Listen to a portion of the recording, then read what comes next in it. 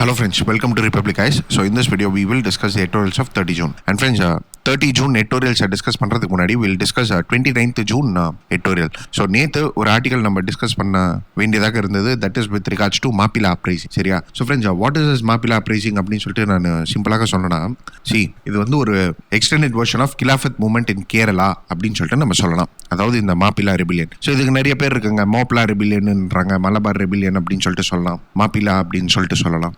So extended version of Khilafat movement in Kerala, and that too in the year 1921. சரியா? ஸோ இந்த moment அப்படின்னு சொல்லிட்டு பார்த்தீங்கன்னா it was against the British government first. ஆனால் என்ன ஆச்சு அப்படின்னு சொல்லிட்டு பார்த்தீங்கன்னா நாளாக it turned into an communal riot. அதாவது இந்து முஸ்லிம்ஸுக்கு நடுவில் வந்து கிளாஷஸ் நடந்தது அப்படின்னு சொல்லிட்டு நம்ம சொல்லலாம்.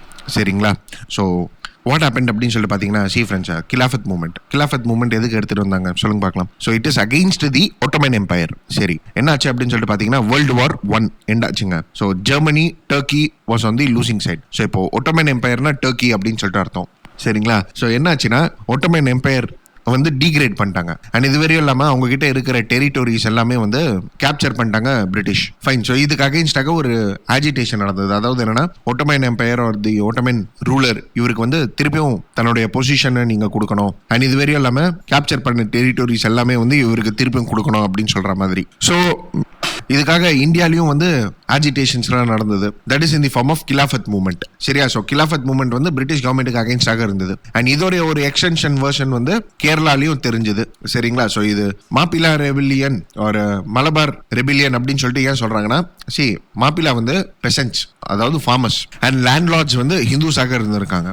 சரிங்களா? ஸோ ஸ்டார்டிங்ல என்ன ஆச்சு அப்படின்னு சொல்லி பார்த்தீங்கன்னா, இந்த கிலாஃபத் மூவ்மெண்ட் ஸ்டார்டிங்ல வந்து லைக் பிரிட்டிஷ் கவர்மெண்ட் வந்து என்ன சொன்னாங்கன்னா, காங்கிரஸும் கிலாஃபத் மூவ்மெண்ட்டும் வந்து இல்லெஜிட்டிமேட், அதாவது இல்லீகல் அப்படின்னு சொல்ற மாதிரி சொல்லிட்டாங்க பிரிட்டிஷ் கவர்மெண்ட். ஸோ இதுக்கு அகெயின்ஸ்டாக ஆஜிடேஷன் நடந்தது. ரெண்டு பேரும் ஒன்னா வந்து பிரிட்டிஷ்க்கு அகெயின்ஸ்டாக சண்டை போட்டாங்க. பட் என்னாச்சு அப்படின்னு சொல்லிட்டு பார்த்தீங்கன்னா, நாளாக இங்க வந்து ஒரு கம்யூனல் ஆங்கிள் தெரிய வர ஆரம்பிச்சிடுச்சு. சரியா? That is among the Moplahs and the landlords. So என்னாச்சு அப்படின்னு சொல்லிட்டு பார்த்தீங்கன்னா, it turned into an anti Hindu movement. அதாவது 1921 ஜூலைக்கு அப்புறமாக it turned into an anti Hindu movement and violence start ஆயிடுச்சு. அண்ட் என்னாச்சு அப்படின்னு சொல்லிட்டு பார்த்தீங்கன்னா, these Moplahs attacked the police stations and இது வரையும் எல்லாமே the seized the courts and government treasuries எல்லாமே வந்து திருடிட்டாங்க.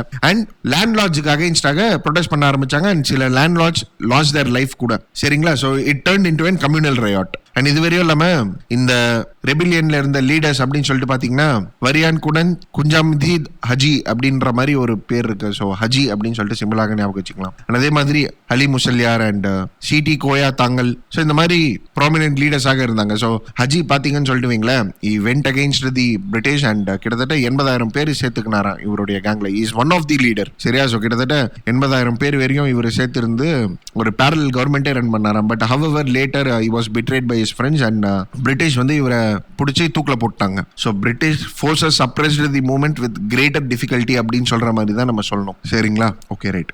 இப்போ coming to the article. So இந்த ஆர்டிகல் என்ன சொல்றாங்க அப்படின்னு சொல்லி பார்த்தீங்கன்னா, 1921 நடந்தது இது, இந்த ரெபிலியன். இப்போ 100 வருஷம் ஆயிடுச்சு. இப்போ இதை பேஸ் பண்ணி மூவிஸ் எடுத்துட்டு வராங்க. இப்போ மூவிஸ் எடுத்துட்டு வந்த உடனே இதை பேஸ் பண்ணி ஒரு கான்ட்ரவர்சி கிரியேட் ஆயிடுச்சு. அதாவது என்னன்னா, நிறைய பேர் வந்து இதுக்கு ஒரு ஆங்கிள் கொடுக்குறாங்க, இதுக்கு கம்யூனல் ஆங்கிள் கொடுக்குறாங்க. நிறைய பேர் வந்து இட் இஸ் அகெயின்ஸ்ட் பிரிட்டிஷ் அப்படின்னு சொல்லிட்டு சொல்றாங்க.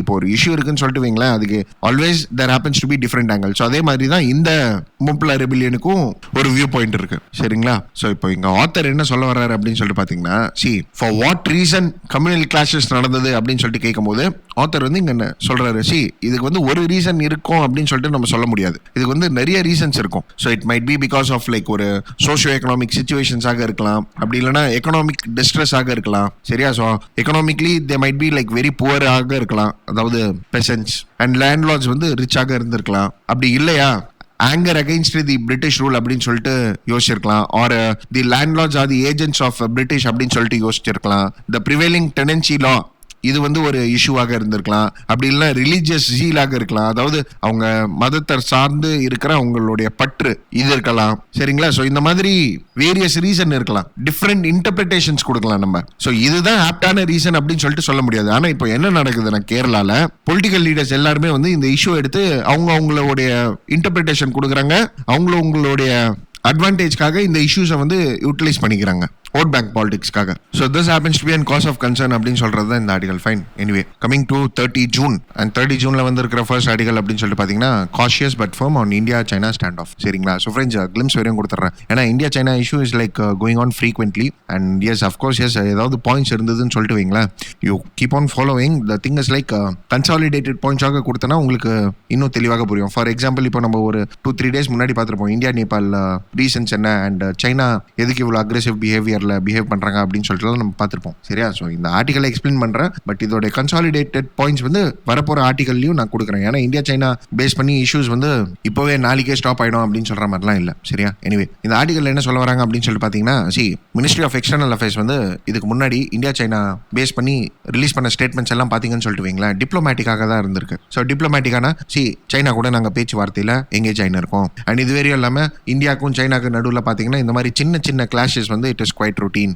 And there is a difference in perceptions between the LAC, அதாவது லைன் ஆஃப் ஆக்சுவல் கண்ட்ரோல பேஸ் பண்ணி ரெண்டு பேருக்கு டிஃபரன்ஸ் ஆஃப் பெர்செப்ஷன்ஸ் இருக்கு அப்படின்ற மாதிரி ஒரு டிப்ளமேட்டிக் ஸ்டேட்மெண்ட் தான் கொடுத்துருந்தாங்க மினிஸ்ட்ரி ஆஃப் எக்ஸ்டர்னல் அஃபேர்ஸ். ஆனா இப்போ ரீசெண்டா அதாவது 26th ஜூனுக்கு ministry of external affairs has given and ஒரு ஓப்பன் ஸ்டேட்மெண்ட் அண்ட் இதுலேருந்து என்ன தெரியுது அப்படின்னு சொல்லிட்டு பார்த்தீங்கன்னா, அதாவது இப்போ ரீசெண்டாக கொடுத்த ஸ்டேட்மெண்ட்ஸில் நீங்கள் போய் பார்த்தீங்கன்னு சொல்லிட்டு வைங்களேன், it had and larger context அப்படின்ற மாதிரி இந்த ஆர்டிகல் சொல்ல வராங்க. அதாவது they are done with diplomatic wordings. So China கிட்ட இன்னும் திருப்பியும் இந்த மாதிரி மானே தேனே பொன்மானேன்னு சொல்லிட்டு மாதிரிலாம் நம்ம பேசின்னு இருக்க முடியாதுன்னு சொல்ற மாதிரி ஒரு சிச்சுவேஷன் ப்ரிவேல் ஆயின்னு இருக்கு. அதாவது மினிஸ்ட்ரி ஆஃப் எக்ஸ்டர்னல் அஃபேர்ஸ் ஓப்பனாக சொல்லியிருக்காங்களா, அதாவது என்னன்னா சைனீஸ் ரியாக்ஷன்ஸ் அப்படின்னு சொல்லிட்டு பார்த்தீங்கன்னா அவங்க பாஸ்ட்ல நடந்துக்கிற மாதிரி இந்த வருஷம் இல்லை ஒரு இப்போ ரீசெண்ட் இன்சிடென்ட்ஸ் இல்லை அப்படின்ற மாதிரி சொல்றாங்க. ஏன்னா 20 soldiers have lost their life இல்லையா? ஸோ அஃப்கோர்ஸ் கொஞ்சோண்டு கோபம் இருக்க தான் செய்யும். அண்ட் இது வரையும் இல்லாமல் இப்போ கொடுத்திருந்த ஸ்டேட்மெண்ட்ஸ்லேருந்து என்ன தெரிய வருது அப்படின்னு சொல்லிட்டு பார்த்தீங்கன்னா, China have developed an infrastructure over there and இது வரையும் இல்லாம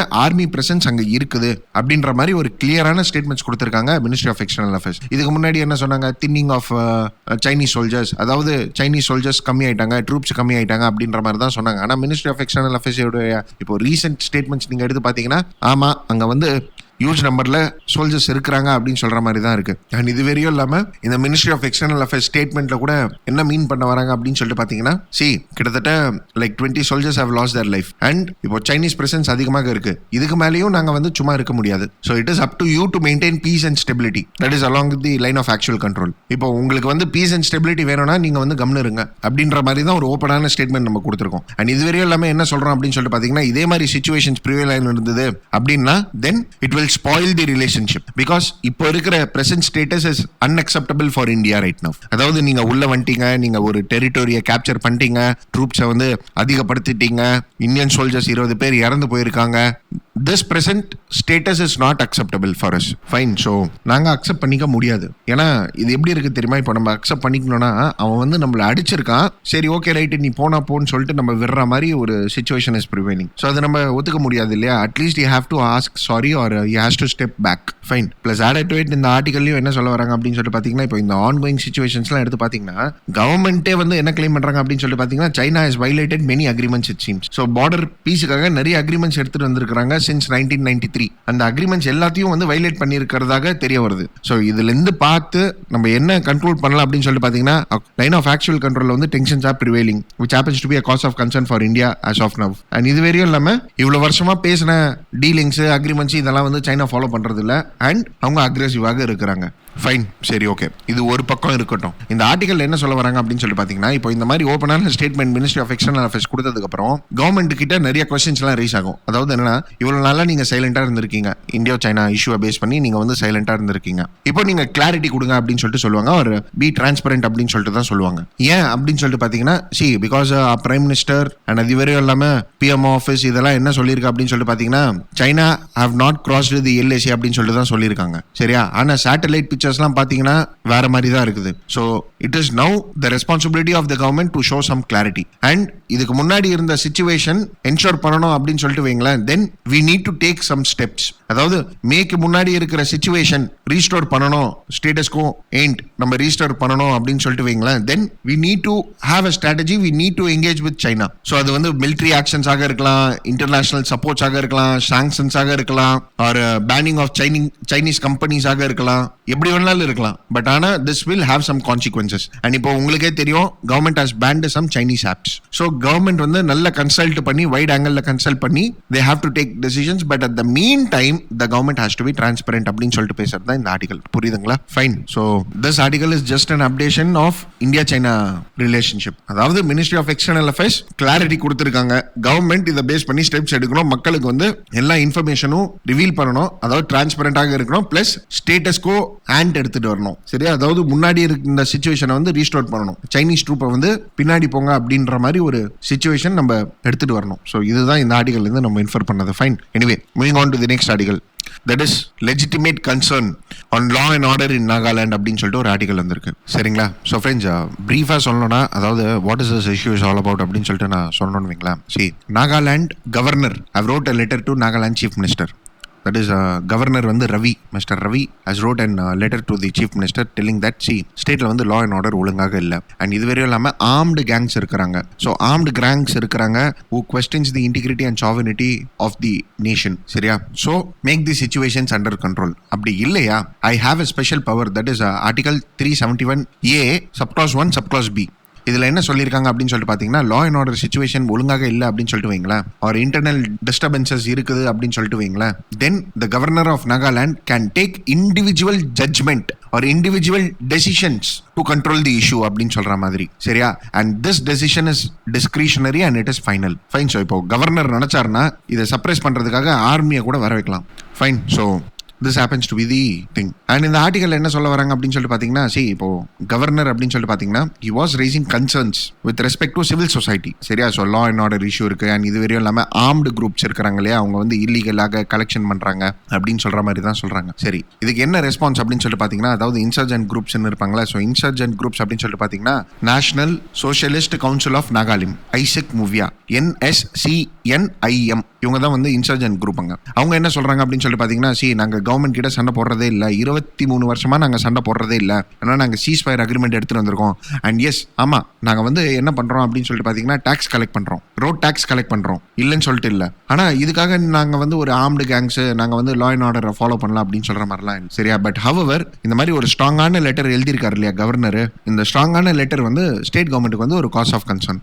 சரிங்களா? சரி, இப்போ இந்த second part of the article போறதுக்கு முன்னாடி I'd like to give you certain backgrounds. So இதுதான் நடந்திருக்கு. இப்போ அதாவது கவர்னர் லெட்டர் எழுதியிருக்காரு, லா அண்ட் ஆர்டர் சிச்சுவேஷன் ஒழுங்காக இல்லை அப்படின்னு சொல்லிட்டு எல்லாம் எழுதியிருக்காரு. ரைட்டு. இப்போ ஏன் அங்கே லா அண்ட் ஆர்டர் சிச்சுவேஷன் ஒழுங்காக இல்லை, ஏன் இந்த மாதிரி லைக் NSCNIM, அதாவது ஐசக் மூவியா வந்து தன்னுடைய ஒப்பீனியன்ஸை கூட சொல்றாங்க, அதாவது நாங்கள் ஒண்ணுமே பண்ணல அப்படின்னு சொல்லிட்டு சொல்றாங்க. எதுக்கு அப்படின்னு சொல்லிட்டு பார்த்தீங்கன்னா, வில் கோ பேக். ஸோ பாம்பேல என்ன பண்ணிருந்தீங்க அப்படின்னு சொல்லிட்டு பாஷாவை கேட்பார் இல்லையா, அந்த மாதிரி இந்த நாகாலாண்ட் இஷ்யூ உங்களுக்கு தெரியணும், UPSC கேட்டுருவோம். ஃபைன். அண்ட் இதுவரை இல்லாமல் GS பேப்பர் 3 இன்டர்னல் செக்யூரிட்டியில் கூட கேட்கறதுக்கான வாய்ப்புகள் இருக்கு. சரிங்களா? சரி. ஸோ ஃப்ரெண்ட்ஸ், ஹிஸ்டாரிக்கலி அப்படின்னு சொல்லிட்டு பார்த்தீங்கன்னா, பிரிட்டிஷ் இருக்காங்க இல்லையா, தே அனெக்ஸ்ட் அசாம். எப்போ அப்படின்னு சொல்லிட்டு பார்த்தீங்கன்னா, இந்த இயர் 1826 அண்ட் இது வரையும் இல்லாமல் 1881. ஸோ 2 வாட்டி அனெக்ஸ் பண்ணியிருக்காங்க அசாம். அண்ட் அவங்க அசாமை பிடிக்கும் போது Naga hills was a part of Assam. சரிங்களா? அண்ட் இது வரையும் இல்லாமல் நீங்கள் நாகா பீப்புள் அப்படின்னு சொல்லிட்டு பார்த்தீங்கன்னா, like they fought against the British government. அவங்களுக்கு வந்து பிரிட்டிஷ் கவர்மெண்ட் கீழே இருக்கிற விருப்பமே கிடையாது அவங்களுக்கு. ஸோ நீங்கள் பார்த்தீங்கன்னா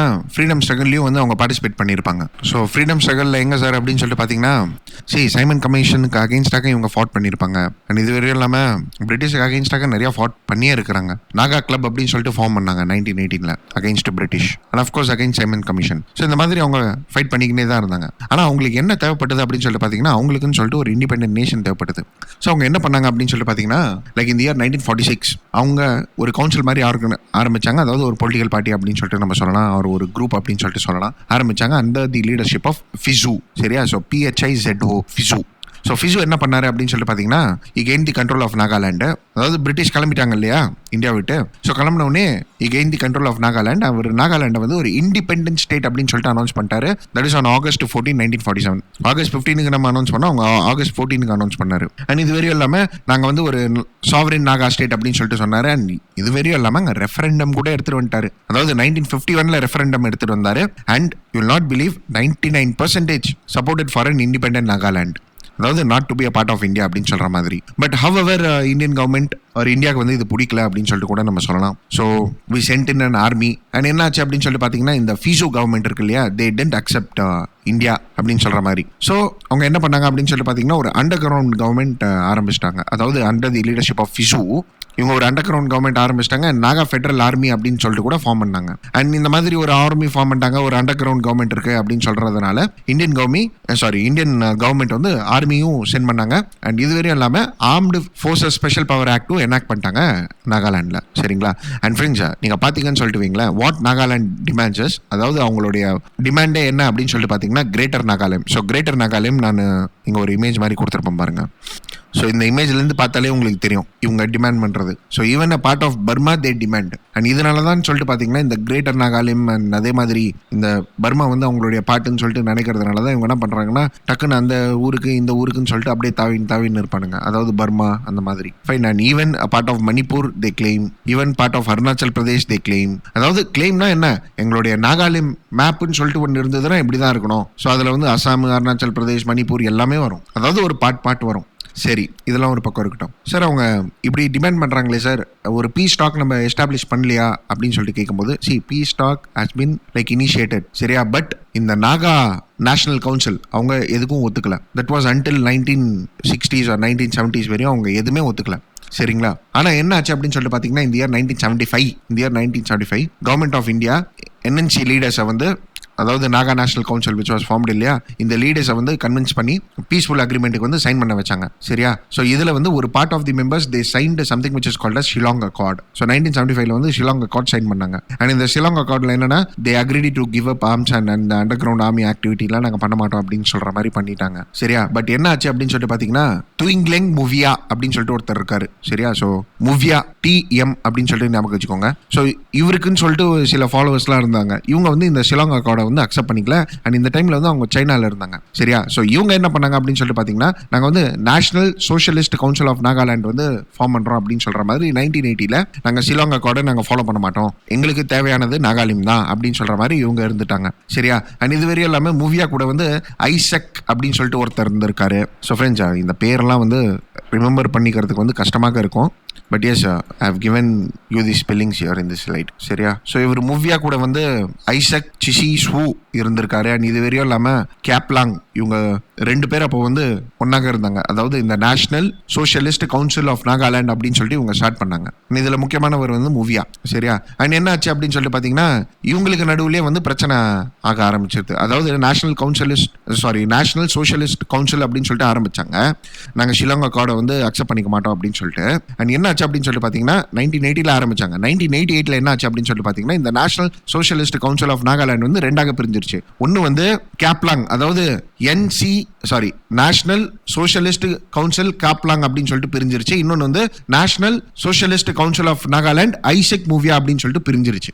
புரியுதுங்களா நான் சொல்றது? 1988 பிரிஞ்சிருச்சு. இவங்க ரெண்டு பேருக்குள்ள பிரச்சனைகள். அண்ட் 1991 ஃபீஸோவே இறந்துட்டாரு, அதாவது மெயின் லீடரே இறந்துட்டாரு. அண்ட் காப்லாங் அப்படின்னு சொல்லிட்டு ஒருத்தர் இருக்காருல்ல, அவரும் இறந்துட்டாரு ரீசெண்டா. அண்ட் இப்போ வந்து ப்ராமினென்ட்டாக இருக்கிறது வந்து ஐசக் மூவியா குரூப் தான். இப்போ இவங்க தான் வந்து பிரச்சனை பண்ணின்னு இருக்கிறானுங்க. சரிங்களா? சரி, இப்போ இந்த ஐசக் மூவியா கூட பீஸ் டாக்ஸ் அப்படின்னு சொல்லிட்டு பேசணும் அப்படின்னு சொல்லிட்டு பார்க்கும்போது இதில் என்ன பண்ணுறானுங்கன்னா இவங்க லீடர்ஸ் எல்லாருமே வந்து வெளிநாடுக்கு ஷிஃப்ட் ஆயிடுறாங்க. ஸோ இப்போ பார்த்தீங்கன்னா இவர் ஐஎம் லீடர் இருக்கார் இல்லையா, இவர் என்ன பண்ணியிருக்காருன்னா இவர் வந்து தாய்லாண்டுக்கு ஷிஃப்ட் ஆயிட்டாரு. அதுக்கப்புறம் அப்படி இல்லைன்னா ஜெனீவாக்கு போயிடுறாரு, பேங்காக்கு போயிடுறாரு. பட் எனிவே இவங்க கூட ஒரு சீஸ் ஃபயர் அக்ரிமெண்ட் வந்திருக்கா அப்படின்னு சொல்லிட்டு பார்த்தீங்கன்னா எஸ் வந்திருக்கு. தட் இஸ் இந்த இயர் 1997. அடல் பிஹாரி வாஜ்பாய் கவர்மெண்ட் எடுத்துட்டு வந்தது சீஸ் ஃபயர் அக்ரிமெண்ட் இந்த இயர் 1997. அண்ட் இப்போ சிச்சுவேஷன் எப்படி இருக்கு அப்படின்னு சொல்லி பார்த்தீங்கன்னா பீஸ் அக்ரிமெண்ட் சைன் பண்ணிட்டாங்க. அதான் இப்போ சொல்ற மாதிரி அவங்க டோல் டாக்ஸஸ் தான் கலெக்ட் பண்ணின்னு இருக்கானுங்க. சரிங்களா? பட் ஹவெவர் இப்போ வந்து கவர்னர் என்ன சொல்றாரு அப்படின்னு சொல்லிட்டு பார்த்தீங்கன்னா law and order security issues இருக்கு அப்படின்னு சொல்லிட்டு சொல்றாரு. ஃபைன், சரி, எனிவே இதுதான் வந்து பேக்ரவுண்ட். சரியா? So they demanded for an greater Nagalim, நம்ம அக்செப்ட் பண்ணிக்கல. நேஷனல் சோஷியலிஸ்ட் கவுன்சில்னு சொல்லிட்டு ஃபீஸோ ஒருத்தர் ஆரம்பிச்சாரு. பட் எனிவே த டிமாண்ட்ஸ் அவர் ஃபுல்ஃபில் பண்ண முடியல அப்படின்னு சொன்னதுனால லைக் இது வரையும் எல்லாமே இந்தியன் கவர்மெண்ட் எஃபர்ட்னால ஷிலாங் அக்கார்ட் சைன் பண்ணாங்க இந்த இயர் 1975. ஷிலாங் அக்கார்டுக்கு வந்து பாதி பேர் ஒத்துக்கல. ஸோ இதுலேருந்து என்ன ஆச்சு அப்படின்னு சொல்லிட்டு பார்த்தீங்கன்னா ஒரு குரூப் ஒன்று கிரியேட் ஆச்சு, national socialist council of Nagaland அப்படின்னு சொல்லிட்டு ஒரு குரூப் ஒன்று ஆரம்பிச்சாங்க 1980. இதுலேயே வந்து ரெண்டாக பிரிஞ்சுக்கினாங்க. ஒன்று வந்து ஐஎம், இன்னொன்று வந்து கே. ஐஎம் ஃபார் ஐசக் மூவியா, இன்னொன்று வந்து கேப்லாங். இப்போ கேப்லாங்கு ப்ராமினெண்ட்டாக இல்லை, நேஷனல் சோஷியலிஸ்ட் கவுன்சில் ஃபீஸாவும் இறந்துட்டாரு. இப்போ ஐசிக் மூவியா தான் வந்து ப்ராமினெண்ட்டாக இருக்கிறாங்க. அண்ட் அவங்க கூடயும் வந்து சீஸ்ஃபயர் அக்ரிமெண்ட் எடுத்துட்டு வந்தாச்சு 1997. அண்ட் இது வரையும் எல்லாமே efforts of the governments are like going on with the Isak Muivah leaders. Plus added to it இப்போ பார்த்தீங்கன்னா அங்கே political parties are also coming in to power prominently. சரிங்களா? So it was said that last year வந்து இந்த piece டாக்ஸ்லாம் முடிச்சு இனிமேல் பிரச்சனையே இருக்காது நாகாலாண்டில் அப்படின்னு சொல்ற மாதிரி சென்டர்ஸ் ஸ்டேட்மெண்ட்லாம் கொடுத்தாங்க. சரியா? But anyway coming back to the article. So இந்த ஆர்டிகல் என்ன சொல்ல வராங்க அப்படின்னு சொல்லி பார்த்தீங்கன்னா, இந்த மாதிரி சென்டர்ஸ்லாம் கிளைம் பண்ணுறாங்க இல்லையா, அதாவது லாஸ்ட் இயரே நாங்கள் எல்லாமே பேசியாச்சு, எல்லாம் முடிச்சாச்சு, பீஸ் டாக்ஸ் வந்துடும் அப்படின்னு சொல்றதெல்லாம் வந்து உண்மை இல்லை அப்படின்னு சொல்ற மாதிரி தான் தெரியுது.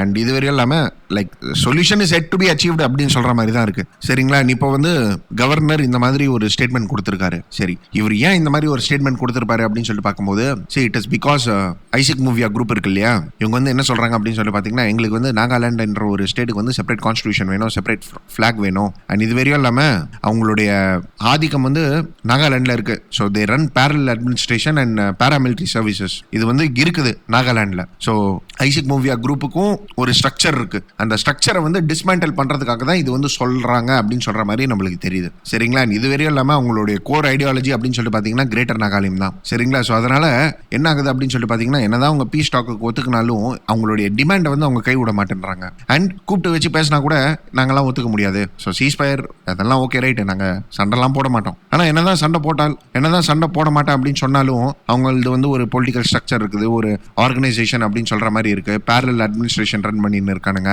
Separate ஃபிளாக்ன்றானுங்க, கான்ஸ்டிடியூஷன்ன்றானுங்க, greater நாகாலிம்ன்றாங்க. இது எப்போ முடியறது? So there is no and quick solution to it அப்படின்னு சொல்ற மாதிரி தான் தெரியுது. ஸோ இதுக்காக கவர்னர் வந்து இந்த மாதிரி ஒரு ஓப்பன் ஸ்டேட்மெண்ட் கொடுத்துருக்கலாம். சரியா? Plus added to it, governor வந்து என்ன ஆக்ஷன் எடுப்பாரு, என்ன ஆக்ஷன் எடுக்கணும் அப்படின்னு சொல்லிட்டு சொல்லலாம். That is under article 371A. சரியா? ஸோ இந்த ஆக்ஷனை வந்து ஸ்டேட் கவர்மெண்ட் கிட்ட எடுங்க அப்படின்னு சொல்லிட்டு சொல்றாருன்னு சொல்லிட்டு வைங்களேன். ஸ்டேட் கவர்மெண்ட்ஸ் இதை எந்த அளவுக்கு இம்ப்ளிமெண்ட் பண்ணுவாங்க அப்படின்னு சொல்லிட்டு தெரியல. So it is up to the centre right now how to react to the particular situation. சரியா? ஸோ இந்த ஆர்டிகல் என்ன சொல்றாங்கன்னா, கவர்னர் பண்றது வந்து கரெக்டான வேலை தான் இந்த சிச்சுவேஷன்ல. Yes, he has its own power and in order to ensure sovereignty and integrity of the nation, governor பண்ணது கரெக்டான வேலை. He has used the provisions which has given to him, but at the meantime he should ensure that state government ன்னு சொல்லிட்டு ஒன்று இருக்கு, அவங்களுக்குன்னு சொல்லிட்டு சில அத்தாரிட்டி இருக்கு, அந்த அத்தாரிட்டியை வந்து ஓவர் கம் பண்ணக்கூடாது. சரியா? ஸோ அத்தாரிட்டி வந்து சென்டருக்கு கொடுக்கணும் அப்படின்னு சொல்ற மாதிரி இவருடைய இன்டென்ஷன் இருக்கக்கூடாது. ரேதர் எப்படி இருக்கணும் அப்படின்னு சொல்லிட்டு பார்த்தீங்கன்னா, he should focus on the peace process with the help of the state government அப்படின்னு சொல்றது தான் இந்த ஆர்டிகல். புரியுதுங்களா? So I hope the whole issue is clear you. So friends, சிம்பிளாக ஞாபகம் வைங்க. சரிங்களா? ஸோ இப்போ மெயின்ஸ் ஆன்சர் ரைட்டிங் அப்படின்னு சொல்லிட்டு பார்த்தீங்கன்னா hardly you will write for some 15 marks. So அதுக்கு வந்து நான் இப்போ பேசின information is more than enough. Fine. Anyway, moving on to the next article. That is in 24 hours Palestine faces and threat அப்படின்னு சொல்லிட்டு ஒரு ஆர்டிகல் வந்திருக்கு. ஸோ ஃப்ரெண்ட்ஸ், இஸ்ரேல் பாலஸ்டீன் கான்ஃப்ளிக்ட்டை பேஸ் பண்ணி வந்திருக்கிற ஆர்டிகல். அண்ட் இதோடைய பேக்ரவுண்ட் வந்து நான் ஏற்கனவே எடுத்திருக்கேன், இஸ்ரேல் பாலஸ்டீன் கான்ஃப்ளிக்ட் அப்படின்னு சொல்லிட்டு. So the link of that is given in the description box below. So please do have a check on it. இல்லை கமெண்ட் பாக்ஸில் நான் கொடுத்துட்றேன். So please do have a check on it. அதில் வந்து Israel Palestine conflicts எல்லாமே உங்களுக்கு புரிஞ்சிடும். சரிங்களா? பட் எனிவே, இப்போ என்ன நடந்திருக்கு அப்படின்னு சொல்லிட்டு பார்த்தீங்கன்னா, Israel is about to like annex parts of West Bank அப்படின்னு சொல்ற மாதிரி இருக்கு. சரியா? ஸோ வெஸ்ட் பேங்கை வந்து இஸ்ரேல் அனெக்ஸ் பண்ண போறாங்க, அதாவது கேப்சர் பண்ண போறாங்கன்னு சொல்ற மாதிரி தெரியுது. அண்ட் இதை பேஸ் பண்ணி வார்னிங்கும் ரைஸ் ஆயிருக்கு, that is united nation security கவுன்சிலில். And it is an violation of international law அப்படின்னு சொல்ற மாதிரி தான் இருக்குது. சரியா? So it is not only like United nation security council, even high commissioner of human rights வந்து இதே பாயிண்ட்ஸ் தான் சொல்லியிருக்காங்க. அதாவது என்னன்னா, அனெக்சேஷன் அப்படின்னு சொல்லிட்டு நீங்க சொல்றீங்க, அனெக்சேஷன் வந்து நீங்க ஃபோர்ஸ் எடுத்துட்டு போயிட்டு இந்த டெரிட்டோரியை கேப்சர் பண்ண போறீங்க, இது வந்து violation of international law, you cannot like annex territory by force அப்படின்னு சொல்லிட்டு நிறைய organisations and that is like United nation security Council and High commissioner of human Rights இவங்கெல்லாம் சொல்லியிருக்கிறாங்க. சரியா? ஸோ இதை பேஸ் பண்ணி கான்சிக்வன்சஸும் நிறையா இருக்கும். அண்ட் இது வரையும் இல்லாமல் இஸ்ரேலில் கூட இதை பேஸ் பண்ணி போல்ஸ்லாம் எடுத்துகிட்டு வந்தாங்களா ஒரு நியூஸ் பேப்பர். அண்ட் அதில் வந்து இஸ்ரேலில் பார்த்தீங்கன்னா 28% அப்போஸ் அனெக்சேஷனா, 11% வந்து சப்போர்ட் பண்ணுறாங்களா, and 30% have no views it seems. And 15% என்ன சொல்கிறாங்கன்னா, வெஸ்ட் பேங்க் வந்து நம்ம கொஞ்சம் பார்ட்டாக அனெக்ஸ் பண்ணிக்கலாம் அப்படின்னு சொல்கிற மாதிரி சொல்கிறாங்க. அண்ட் இது வரையும் இல்லாமல் இப்படி அனெக்ஸ் பண்ணாங்க அப்படின்னு சொல்லிட்டு வைங்களா, அங்கே இருக்கிற மக்கள்லாம் வந்து ரொம்ப கஷ்டப்படுவாங்க, அங்கே இருக்கிற ப்ரைவேட் ப்ராப்பர்ட்டிஸ்லாம் like will be captured and like situation வேர்சனாக இருக்கும் அங்கே இருக்கிறவங்களுக்கு. சரி, இப்போ இந்தியா என்ன செய்யணும் அப்படின்னு சொல்லிட்டு பார்த்தீங்கன்னா, குளோபல் ஸ்டேஜில் we want a permanent seat in the United nation security Council. And at the mean time Israel கூட பார்த்தீங்கன்னா we have in good relationship. ஆனால் அட் த மீன் டைம் நம்ம பாலஸ்டீனுக்கும் அகேன்ஸ்டாக போகக்கூடாது. ஸோ இந்தியா என்ன செய்யணும்னு சொல்லிட்டு நம்மகிட்டே கொஸ்டின் கேட்குறாரு ஆத்தர். ஸோ என்ன செய்யணும்னு சொல்லிட்டு நீங்கள் சொல்லுங்கள். Anyway, moving on to the next article, that is the world bank stars project needs and overall அப்படின்னு சொல்லிட்டு சொல்கிறாரு. சரிங்களா? So what is stars project அப்படின்னு சொல்லிட்டு பார்த்தீங்கன்னா, ஃப்ரெண்ட்ஸ், இப்போ தான் ரீசெண்டாக ஒரு 2-3 days முன்னாடி world bank said that is like they have approved some $500 million project it seems. சரியா? So $500 million project that is called as STARS. So STARஸ்னா என்னது அப்படின்னு சொல்லிட்டு பார்த்தீங்கன்னா, ஸ்ட்ரென்தனிங் டீச்சிங் லேர்னிங். அதாவது எஸ்க்கு வந்து ஸ்ட்ரென்தனிங், டீக்கு வந்து டீச்சிங் லேர்னிங்கா, ஏக்கு வந்து அண்ட், ஆருக்கு வந்து results for states program it seems. அதாவது strengthening teaching learning and results for state program. சரியா?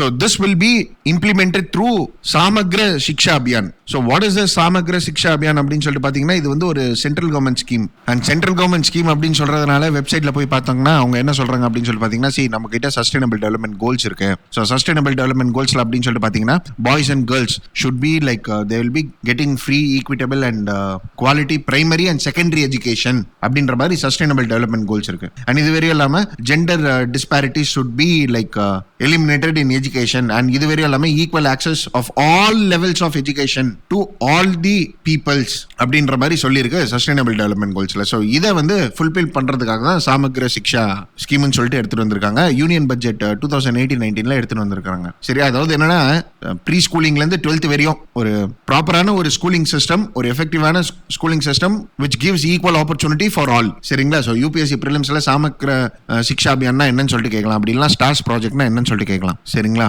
சோ வேர்ல்டு பேங்க் வந்து இதுக்கு ஒரு $500 million வந்து இம்ப்ளிமெண்ட் பண்ணிருக்கு.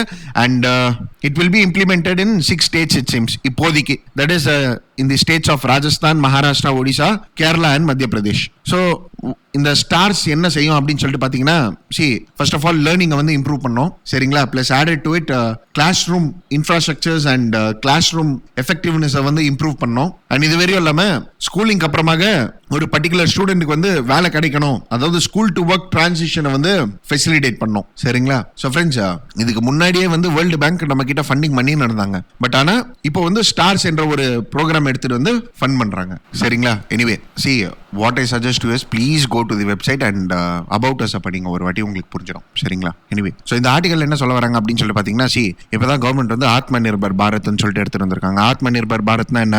Goods and services should be produced by the Indian citizens for the market which is prevailing in India. இதுதானே ஆத்ம Nirbhar Bharat. So அதே மாதிரி தானே எஜுகேஷனும் இருக்கணும். எஜுகேஷன் கூட எப்படி இருக்கணும்? ஸ்டேட் கவர்மெண்ட் ஒரு தி சென்ட்ரல் கவர்மெண்ட் தனக்காக ஒரு எஜுகேஷன் சிஸ்டம் எடுத்துட்டு வரணும். நீங்க இதை வந்து அவுட் சோர்சிங் பண்ணக்கூடாது. இப்போ இந்த வேர்ல்டு பேங்க் ப்ராஜெக்ட்ஸ், அதாவது இந்த வேர்ல்டு பேங்கோடைய ஸ்டார் ப்ராஜெக்ட்ஸ்ல நீங்க என்ன பண்றீங்கன்னா, ஃபண்டிங் வாங்குறீங்க. ஃபண்டிங் வாங்குறது பத்தி ஒன்றும் இல்லை, ஆனால் இதில் வந்து நான் ஸ்டேட் ஆக்டர்ஸ் அதிகமாக வராங்க, அவங்களுடைய ரோல் அதிகமாக இருக்கும். அண்ட் இது வரையும் இல்லாமல் டெக்னாலஜி வந்து நீங்கள் அதிகமாக யூஸ் பண்ணுறீங்க. ஸோ இதுலேருந்து என்ன தெரியுது?